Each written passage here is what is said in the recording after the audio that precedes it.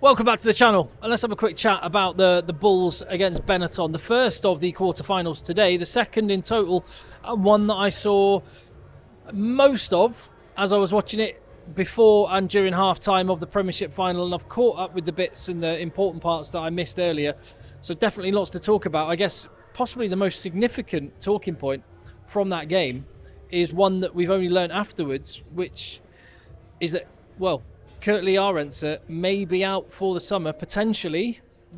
What we're hearing is fractured cheekbone, and if that is the case, that will certainly rule him out for the Ireland Test matches, which would be a massive blow. It was a huge blow for the Bulls anyway, but looking forward, and it'll be a massive blow for them next weekend with the visit of Leinster, but that's a huge blow for the Box. He has been in outrageously good form.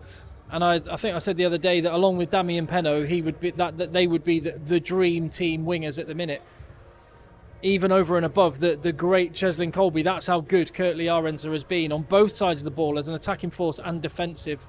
So yeah, we'll watch that one, and the ramifications of that could be significant for that Test series between South Africa and Ireland, and even thinking ahead to Rugby Championship and those Test matches against New Zealand. Which I'll be out in South Africa watching as well. But I watched this one, as I say, in between watching the Premiership final. 30 points to 23 in the end. A little bit like the game here, where you sort of think, well, Munster might be the big winners of this one, thinking, yeah, we can take either of those teams.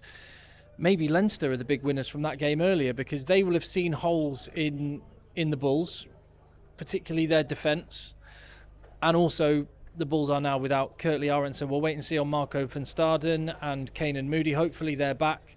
But they were already without two Rugby World Cup winners, and they lost another one after half an hour. Not before, though, he'd crossed the whitewash twice. 2 tries, either side of a bit of a warning shot from Benetton with that try that was disallowed for them, Ratavi, who was, I'll tell you what a unit. And, it got disallowed because Rutser was offside when he charged down the kick, but that was a warning shot, and a warning shot that Bulls did not respond to. And fair play to Benetton, they rolled the dice and had a crack, and in some areas of the game they were the better of the Bulls, particularly after Arendse went off. The wings for the Bulls were like turnstiles, and Benetton were able to just stroll through there with Menoncello and Ratavi looking really, really good. Brex as well as a link man. And Albanoz played really well. Their whole back line, I thought looked really good. The Bulls just had too much class. And at home, they always had too much. And while Arendse was on the pitch, he just carved them up. Uasin as well. I love the way the commentator, I'm going to have to get better at my South African pronunciations, but I love the way he says, so I can't do it. Uasin. I'll get there.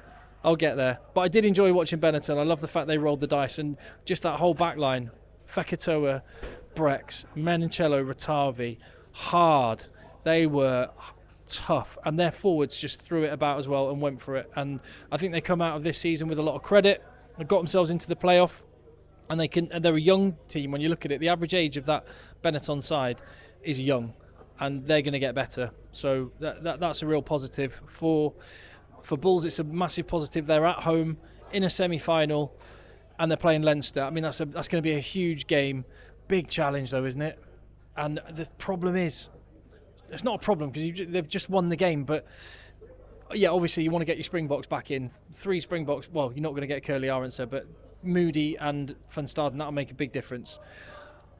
But that defence has got to be sorted. For all the good attack in the world, you have to pay attention to your D. And this has been a common chat. You marvel at some of the amazing attacking play. There's a great try from David Creel. Again, how many good tries does he score?